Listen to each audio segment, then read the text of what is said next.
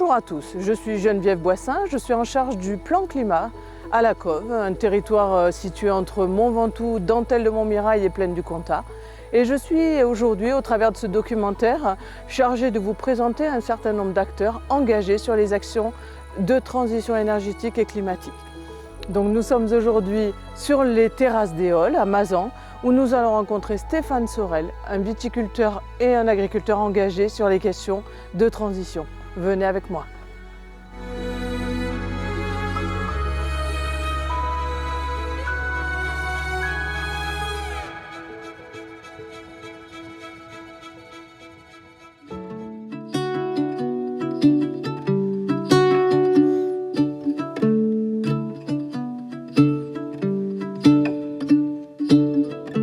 Bonjour Stéphane, merci de nous recevoir sur votre propriété à Mazan, qui s'appelle les terrasses d'Éole. Oui, c'est ça, bonjour. Bonjour. Et aujourd'hui, on est face à un champ de céréales. Est-ce que votre métier a évolué face à ces questions de changement climatique? Oui, bien sûr, il a complètement évolué. Je suis passé par une phase vraiment monoculture vigne. Et puis ça me gênait quand même de faire en tant qu'agriculteur, de faire un produit qui n'est pas un produit de première nécessité, qui n'est pas un produit de base alimentaire, qui nourrit les gens. Donc j'avais déjà depuis longtemps cette envie de revenir à des productions de base. Et le changement climatique a accéléré peut-être cette transition. Est-ce que le changement climatique a eu un impact sur vos vignes? Est-ce qu'aujourd'hui elles souffrent beaucoup plus qu'avant? On constate plus de difficultés pour le vin parce qu'on a des printemps plus humides, hein, on l'a vu, on a presque un régime tropical au printemps. Des étés qui peuvent être beaucoup plus secs, très chauds au mois d'août, on l'a eu ça il y a 2 ans avec une période de canicule au mois d'août qui a grillé les raisins.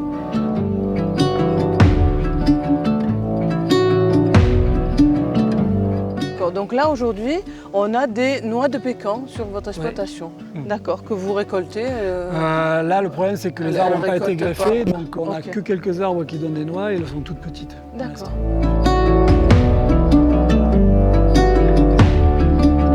Donc là, on est au milieu d'un champ de vignes que vous venez de planter cette année. On a aux alentours beaucoup d'arbres. Ce mélange arbres-vignes aujourd'hui, ce qu'on appelle aujourd'hui l'agroforesterie, il a quel intérêt pour l'exploitation? Alors là, c'est une petite parcelle expérimentale, c'est pour voir ce qu'on va avoir en termes de résultats. Mais l'idée de l'agroforesterie, c'est de mélanger donc des arbres et une culture. Quel est l'intérêt d'avoir des vignes à proximité? C'est de l'ombrage, de l'humidité? Là, l'idée, c'est de vérifier justement ce que les arbres vont apporter aux vignes en termes de protection des surchaleurs en période de canicule et de maturité des raisins. L'idée, c'est de voir, ce que j'espère, avoir un peu plus de fraîcheur dans les vins grâce à l'ombre des arbres. Et il y a un autre effet aussi, c'est la protection de gel. En 2024, on a eu un gel le 21 avril, de juste au moins 3 degrés. J'ai pu constater sur moins 4 parcelles aux alentours, là, en faisant une balade d'1 heure avec des copains, on voyait très bien les parcelles où on avait les rangs de vignes qui étaient à côté des arbres. Les 3-4 ans n'ont pas eu de gel, alors que les suivants étaient gelés.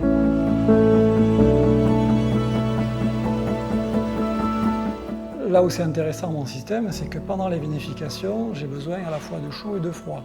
Parce que les cuves qui sont en train de fermenter produisent de la chaleur, donc il faut refroidir. Et les cuves qui ont fini de fermenter, il faut les réchauffer sur les rouges, on les maintient à 28 degrés. Donc on a besoin de chaud et de froid. Et mon système, il est fait tel que je l'ai paramétré pour que, si le besoin est simultané, je fais du froid en faisant du chaud. Donc en gros, je fais de la vinothermie. Je récupère la chaleur des cuves qui fermentent pour réchauffer les cuves qui ont besoin d'être réchauffées. D'accord. Il y a quand même une notion de sobriété énergétique. J'ai économisé 30% rien que sur les vinifications avec ça. Tout à fait. Bon, là, j'en ai dessiné qu'un, mais il y en a 3. Là, elle est à l'arrêt, donc les tuyaux ne sont pas alimentés où il faut.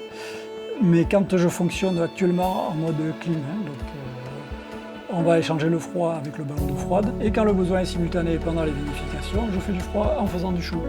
Ce qui fait qu'au lieu de faire un quart d'heure de froid, un quart d'heure de chaud, en un quart d'heure, je fais les deux. La construction de la cave comme ça, au départ, c'était vraiment un objectif qualitatif parce que ça nous évite On ne pompe pas les raisins pour les mettre en cuve. Ils arrivent par les portes. Oui. Ah, ça permettait d'en cuver par gravité. ouais. Donc on peut pas le raisin. On pompe le vin après, mais pas le raisin. Et puis, je crois que c'est en 2004, on a mis la petite éolienne de pompage. Oui.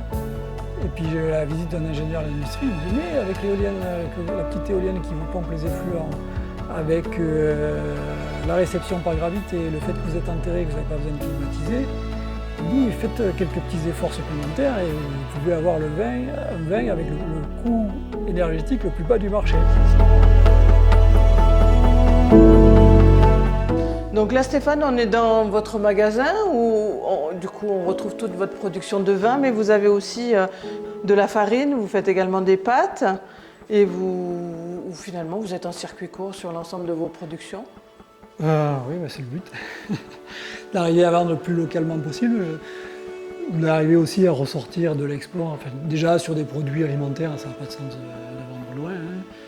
Et donc d'être le plus court possible. C'est-à-dire que là, entre le paquet de pâtes et la parcelle, il y a eu moins de 2 km. D'accord. La parcelle est à moins de 2 km. Le blé a été moulu en semoule ici et transformé en pâte ici et séché ici. Merci beaucoup pour votre Avec accueil plaisir. et plein de belles aventures. Nous venons de terminer la visite des terrasses d'Éole. À présent, restons sur la commune de Mazan et allons voir, près de la salle de la boiserie, un projet de production photovoltaïque avec des citoyens.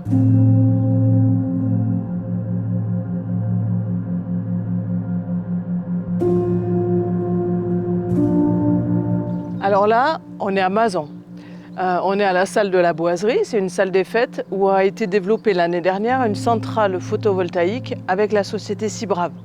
Donc on va rencontrer Gérard Simian, c'est le président de Cibrave, qui va nous expliquer tout le déroulé de ce projet, qui est un projet qui a permis de mobiliser les citoyens autour de la production d'énergie sur le territoire. Alors je vous embarque, c'est un personnage passionnant, il va nous raconter toute l'histoire de ce projet et de production locale d'énergie renouvelable. Bonjour Gérard. Bonjour Geneviève. On est ici à la salle de la boiserie à Mazan. Ouais. Il me semble que vous avez été un élément important dans le projet d'aménagement qui est derrière nous. Oui, très important.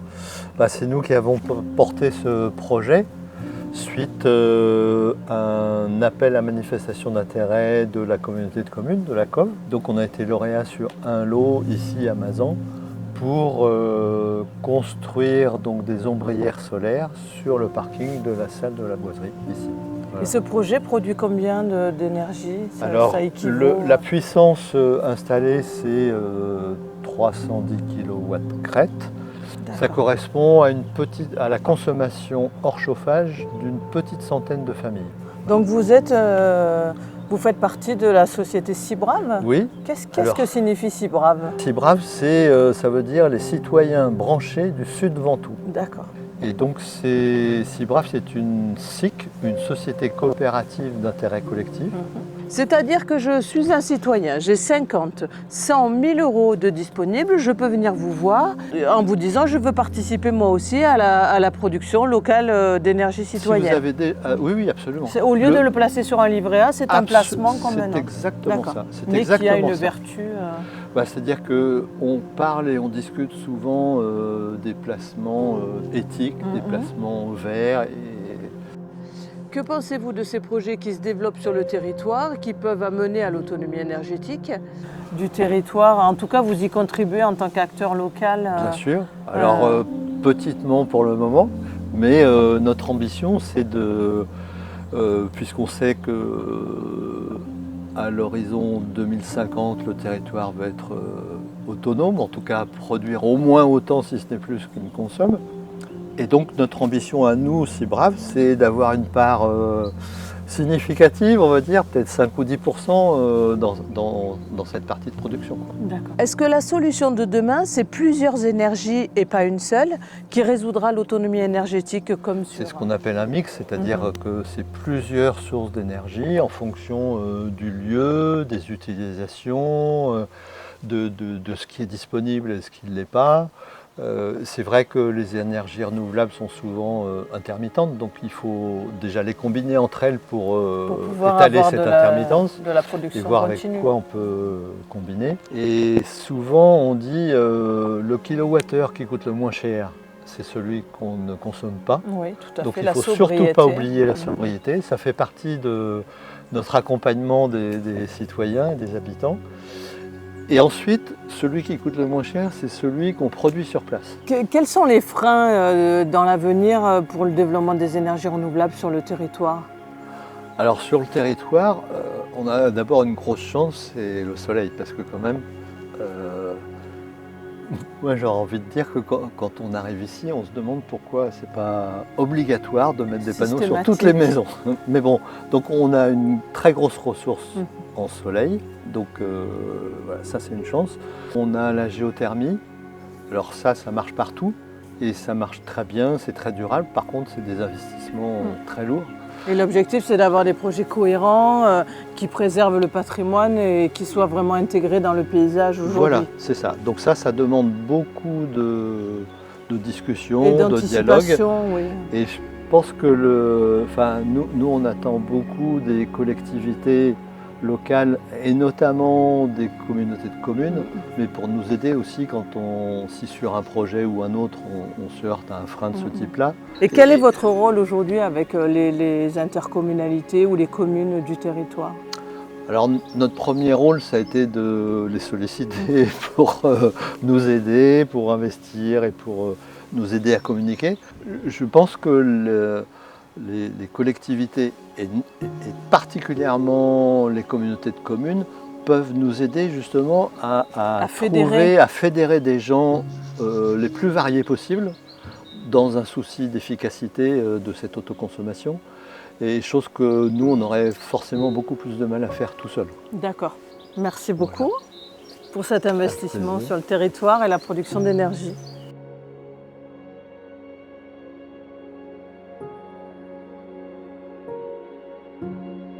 On va partir vers le Mont Ventoux, autre élément typique du territoire de la Cove.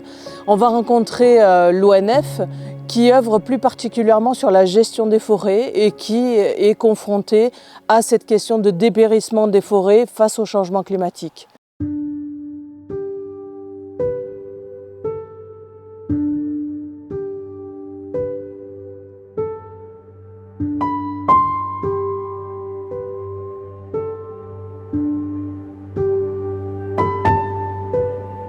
Nous voilà à la maison forestière de Bédouin, où nous allons rencontrer Olivier de la Prison, qui est le délégué territorial et qui s'occupe notamment du massif du Mont Ventoux et qui va nous présenter toutes les missions qu'il a, notamment face à ce défi du changement climatique.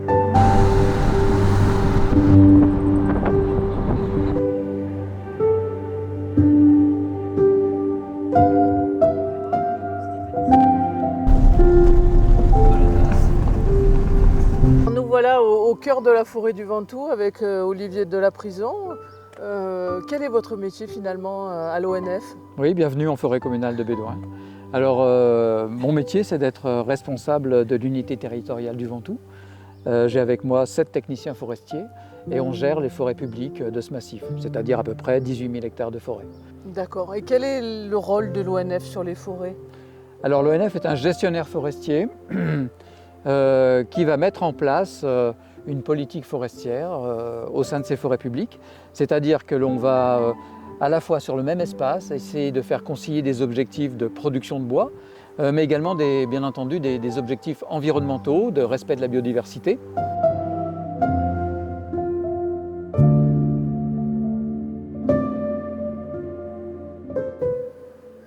Voilà, petite graine de cèdre. Bon là, elle est un peu mouillée, hein. Là, elle est toute mouillée, mais ça c'est la graine de cèdre. Voilà.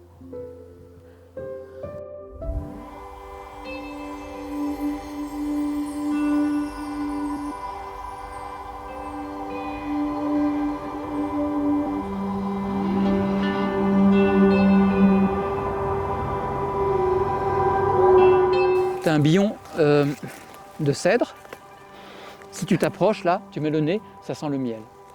Et là, tu as toute la vie de l'arbre, depuis le jeune plant, là qu'il était, jusqu'à l'arbre adulte, magnifique, l'âge où il était coupé. 30 ans ici. Ok. Ouais, 90, il a plus de 100 ans. Parce que la fin de sa vie, là, il est en forte concurrence. Il ne pousse plus ou il a des années sécheresse.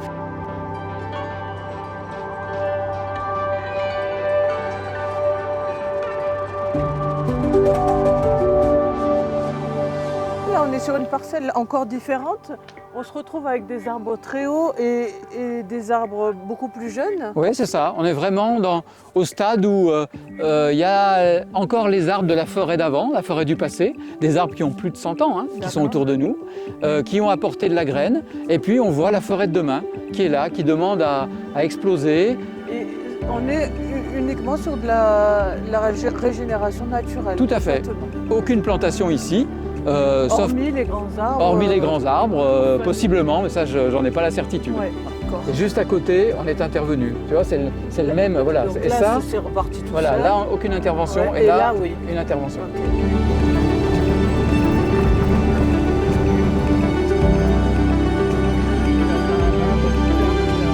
Donc aujourd'hui, tu retrouves ici, vers son nord, là, la RBI qui est là, hein, avec du sapin et du hêtre. Voilà. Ici, qui se situe de l'autre côté du Ventoux, qui est ici, là. Qui est la réserve biologique intégrale. Voilà, ça c'est la réserve, c'est la forêt dite naturelle, la réserve biologique intégrale que tu retrouves ici. Tu retrouves ici le pin à crochet qui est ici.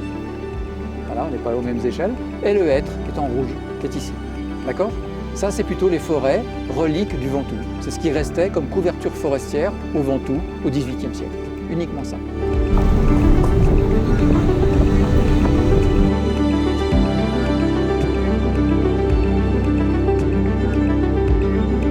Et on est toujours dans le Mont Ventoux, dans un espace qui est complètement différent avec une hêtraie, Oui, dans un niveau d'altitude un peu plus élevé, 1500 mètres. 1500 mètres, face à finalement une trouée qui a été faite par l'ONF, Oui, une coupe qui a 3 ans. une coupe. Quel est l'objectif finalement de ce travail au sein de cette hêtraie qui est là d'une manière historique? Alors pour nous, le hêtre, c'est un peu une forêt singulière ici sur le Ventoux. On est sur une hêtraie sèche, vers son sud, très exposée à la sécheresse, au soleil, aux conditions méditerranéennes, dans des sols très pierreux, hein, on peut le voir autour de nous.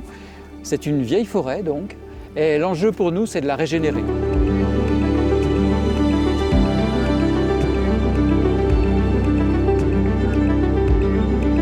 Olivier, on a parcouru le Ventoux, on a vu des paysages tellement différents, de la base jusqu'à la partie quasiment sommitale.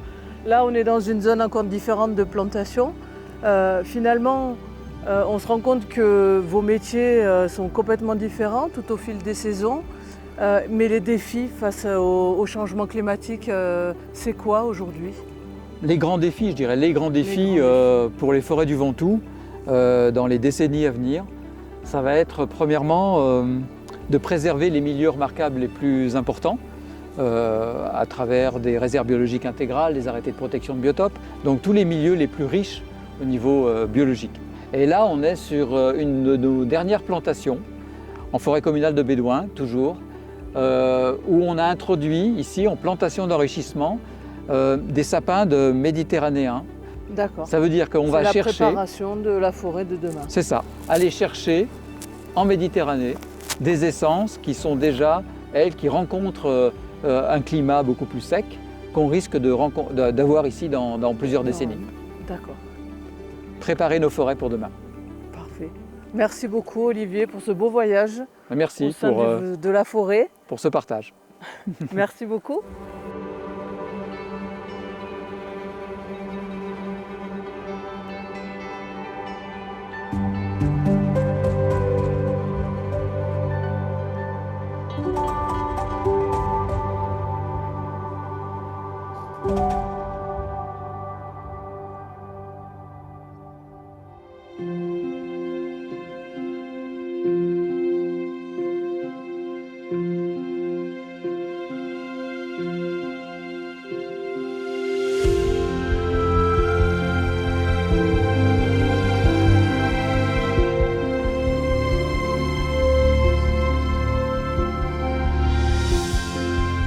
Nous voilà de retour sur Carpentras, devant l'hôtel de communauté, la Cove, qui porte le plan climat sur l'ensemble du territoire. Nous remercions les acteurs que nous venons de rencontrer pour leur engagement vis-à-vis de la lutte contre le changement climatique, qui est une affaire collective. Nous vous remercions d'avoir suivi ce reportage et nous comptons sur vous pour construire le territoire de demain.